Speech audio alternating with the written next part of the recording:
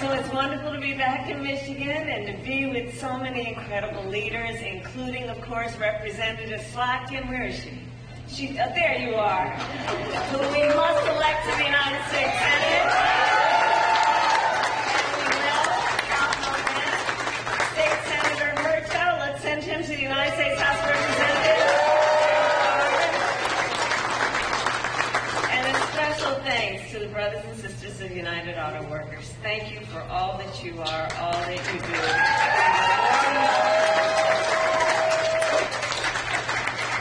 And of course, for generations in Lansing and across our country, union members have helped lead the fight for fair pay, better benefits, and safe working conditions. And every person in our nation has benefited from your work.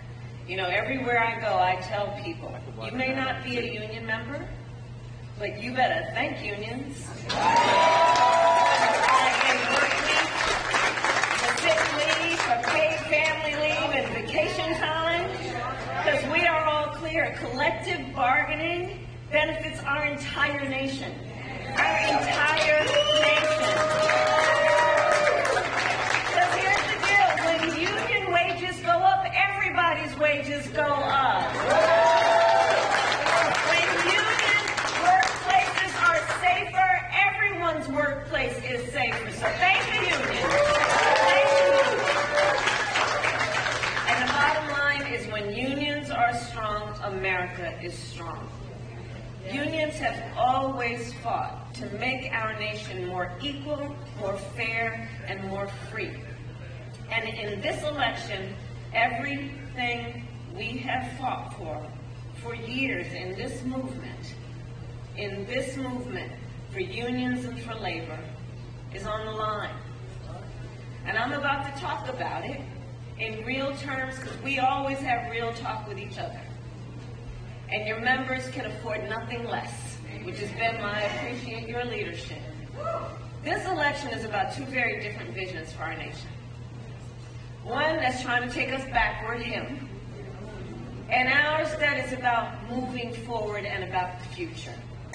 We fight for a future where we protect the freedom to organize, where we understand the importance of collective bargaining.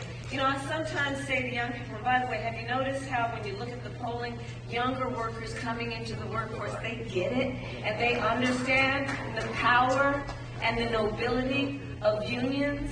And I always say to people, look, here's the thing about collective bargaining. Everybody should want that when there's a negotiation, the outcome would be fair, right? Who's going to argue with that? Everybody should want that. That there will be a fair outcome in a negotiation. All right, so if we start from there, all reasonable people, then let's think about it. If you're talking about the worker, the one worker, trying to negotiate against the corporation, is that outcome going to be fair? No. The disparity in power is too great. So collective bargaining, it's a simple and important point. You let the workers organize so that the collective together, who have the same concerns, the same issues, can be banded together to have equal power in a negotiation, because the whole point is the outcome of the negotiation should be fair. That's what collective bargaining is about. That's what unions are about.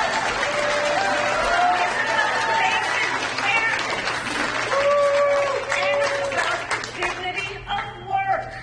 Understanding all workers deserve to be treated with dignity and respect. That's what we're talking about when we talk about this movement and the strength of the movement and the importance of keeping it going. We talk about then our knowledge about the importance of building a future where we tap into the ambition of the American people, where we build what I call an opportunity economy, right? So every American has an opportunity to own a home, to buy a car, to build wealth, to start a business. And I will always, it is my pledge to you, put the middle class and working people first. I come from the middle class, and I will never forget where I come from.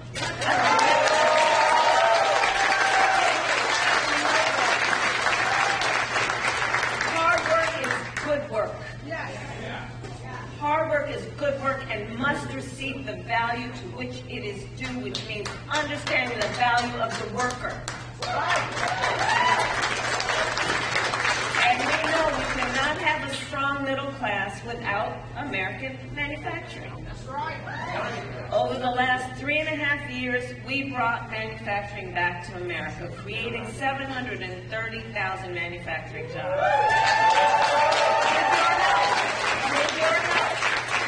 We announced the opening of more than 20 new auto plants in the United States, and we did it by investing in American industry and American workers.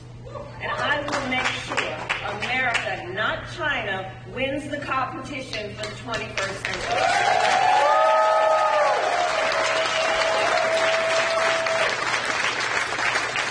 So under my plan, it's about investing in the industries that built America, like steel, iron, the great American auto industry.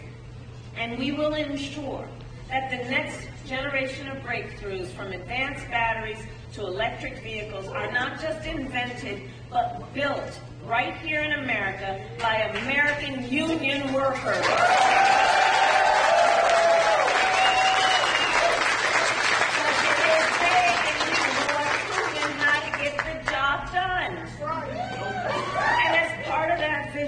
We will invest in manufacturing communities like Lansing.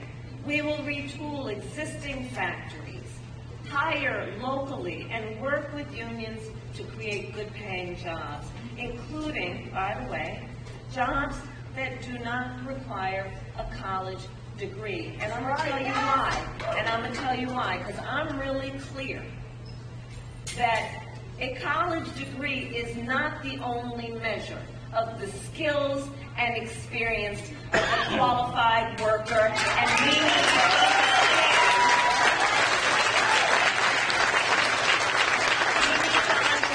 that. In fact, it is my pledge that as president, I'm going to do a critical assessment of federal jobs to look at those that don't require a college degree, so we can start talking about good jobs based on the skill and experience of the worker, and not random measures of who can do what. And I plan on challenging the private sector to do the same.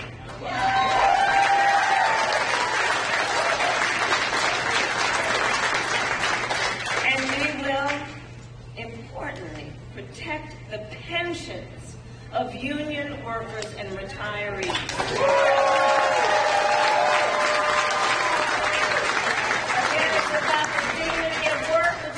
The dignity of retirement. After a lifetime of working hard, let's talk about the dignity of retirement, the dignity of aging. And that's why, as Attorney General, I sued the big banks to return hundreds of millions of dollars to workers and their families after their pensions were mismanaged. This is not new to me. I've done that work. As a United States Senator, I pushed for legislation to rescue workers' pensions without cutting the benefits that workers had earned. And as Vice President, I worked alongside then Secretary of Labor Marty Walsh, and we, for a year, worked on what we needed to do with the federal workforce, which was in our direct power, to increase the ability for collective bargaining and to ensure that they have all the resources they need to grow in terms of organizing. As Vice President, I also helped to do the long overdue work to protect the pensions of more than 1 million union members. And yesterday, I announced the protection of the full earned pension benefits of more than 22,500 union workers.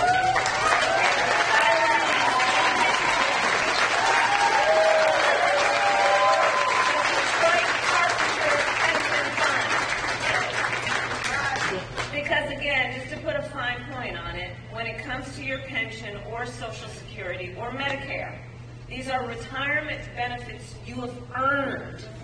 This is not about a giveaway. You've earned it, and it must be protected, and it must be respected after decades of hard work that you receive it.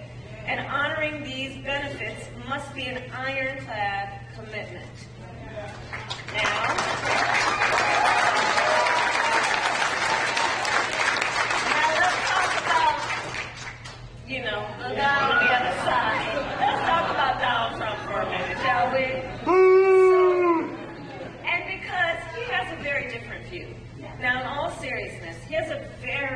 different view of workers, of hard work, of the dignity of work. You guys, and we know it. We know it.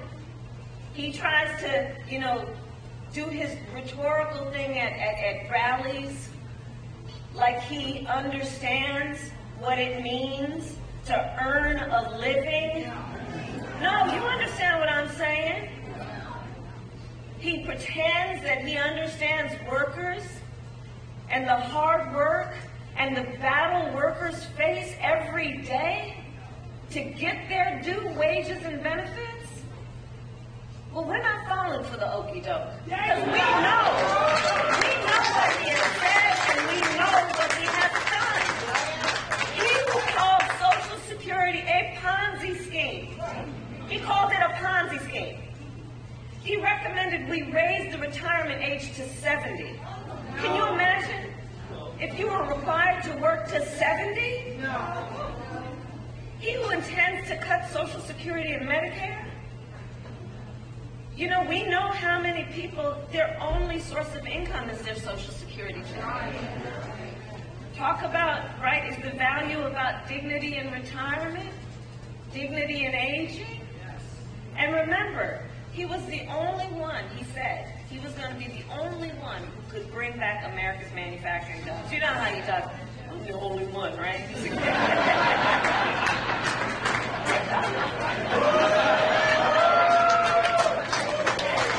And then, because we're too busy watching what he's doing to hear what he's saying, we know America lost nearly 200,000 manufacturing jobs when he was president, okay?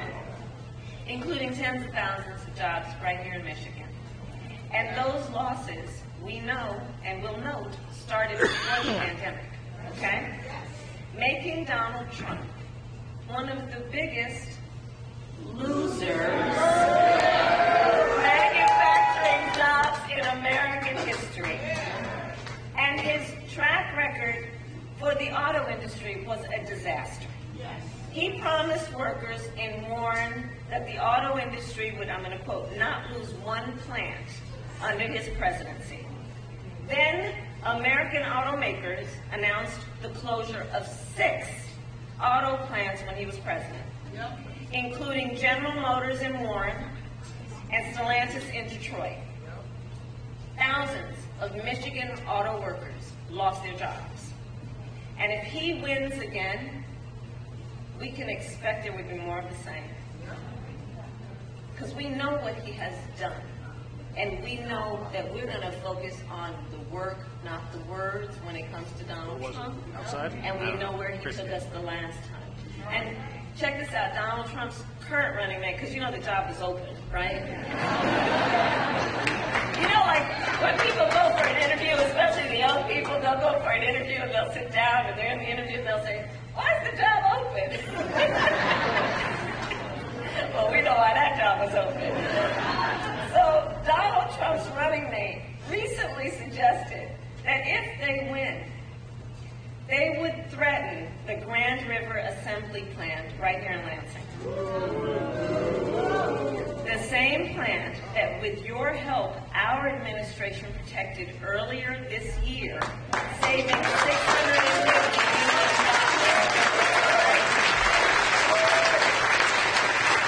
And I do believe some of the union workers from Grand River are here with us today. So you know what I'm talking about.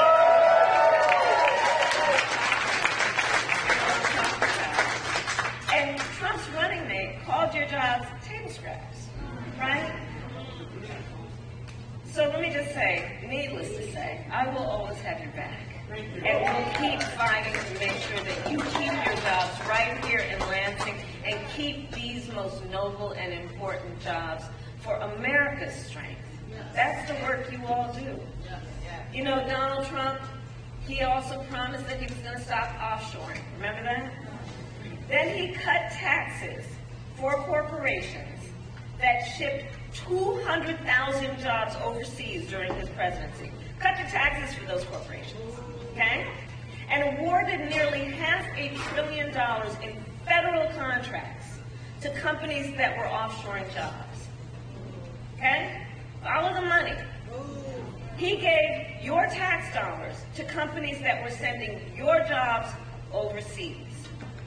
And we got to get the word out to all of the brothers and sisters in labor to remind them of what this dude does, right?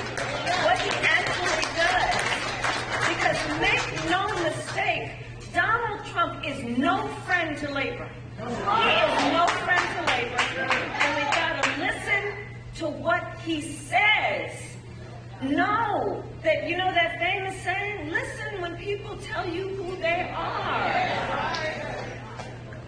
In fact, can we roll the clip?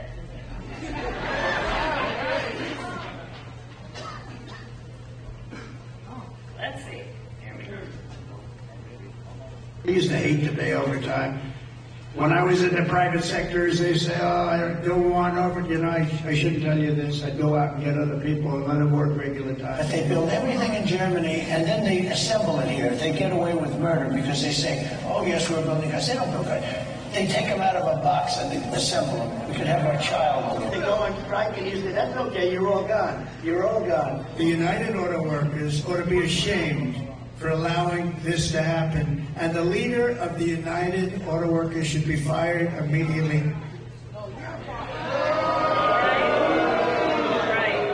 Right. So, of course, that last bit, he was talking about Sean Fain, who represents nearly 1 million active and retired auto workers. Okay, so that's about 1 million auto workers, active and retired. Donald Trump, listen to his words. He's saying that auto workers are essentially engaged in child's play, that children can do it. Listen to what he says. I'm telling you, he's got his club. And I'm going to tell you, union workers are not part of his club. Let's be clear about that. No matter what he does at his rallies, let's be clear about that. Right?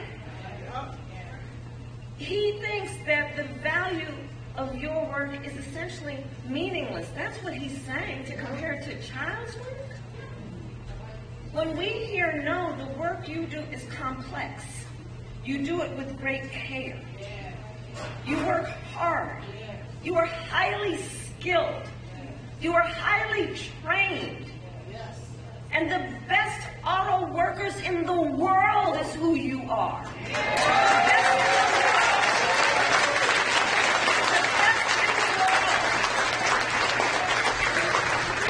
And the fact is, Donald Trump's comments are the truth of someone who has had everything handed to him. I know it's right. It is. I know. It is. This man, who never had to work a job that came with calloused hands or an hourly wage, right? Someone who got handed $400 million on a silver platter and did what with it? Filed bankruptcy 6 times. Come on. Come on. He will never understand the life and the work of a United Auto Worker. He will never understand that. People who work hard for everything they have, who take great pride in a job well done, who understand what it represents to their family and the future of their family. Again, I go back to the dignity of hard work. So let us be clear. Donald Trump's insults to American workers is not exclusive to that video, okay? So that was just a moment, kind of think of it as the commercial break in my speech. But his comments are not only that, because Donald Trump has been a union buster his entire career. He has called union leaders, quote, dues-sucking people, okay? He said that he supports so-called right-to-work laws, quote, 100%, okay? He bragged and joked with a billionaire buddy about mass firing striking workers and lowered labor standards and made it easier for companies that break the laws to get federal contracts. Donald Trump encouraged automakers of Michigan so they could pay their workers less. Encouraged them to move so they could pay their workers less, okay?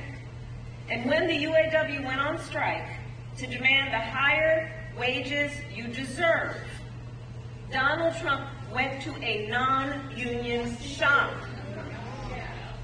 and attacked the UAW. He said striking and collective bargaining don't make, and I'm going to quote, a damn bit of difference.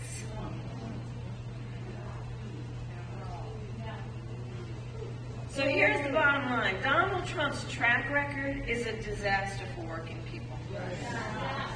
And he is, I believe, an existential threat to America's labor movement. And everything he intends to do if he is reelected is also spelled out in that Project 2025. So to read it and to know it is to know he intends to launch a full-on attack on unions and the freedom to organize. Okay? He will ban public sector unions, roll back workplace safety protections. Read it when you have some time, Google it, everybody's watching. Look, he will make it easier for companies to deny overtime pay for workers and appoint a union buster to run the Department of Labor. Be sure of that. Be sure of that. So to all the friends here, I say what you already know. It's time to turn the page.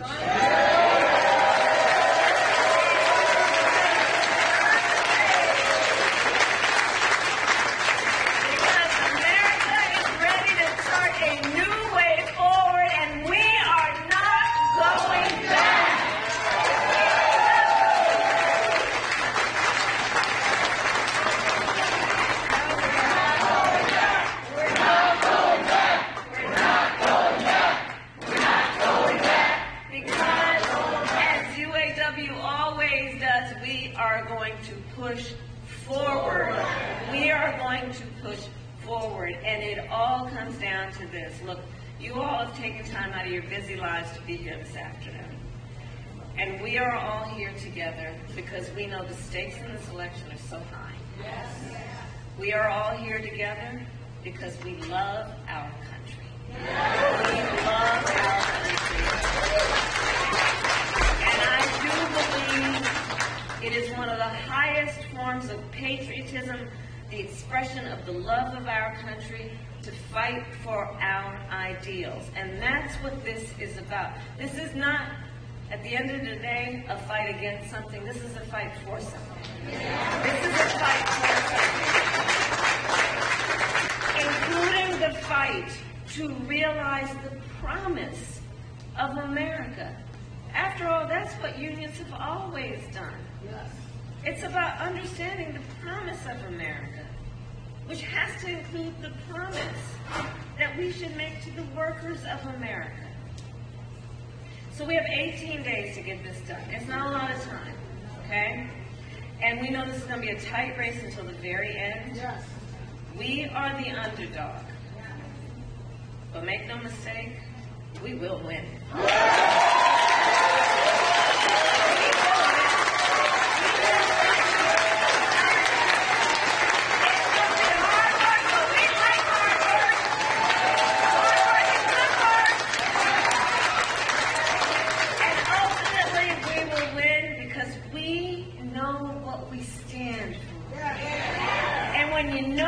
You stand for, you know what to fight for. Yeah. We stand for opportunity. We stand for dignity, and we stand for the future. Yeah. And so I'll close by saying, and when we fight, we win.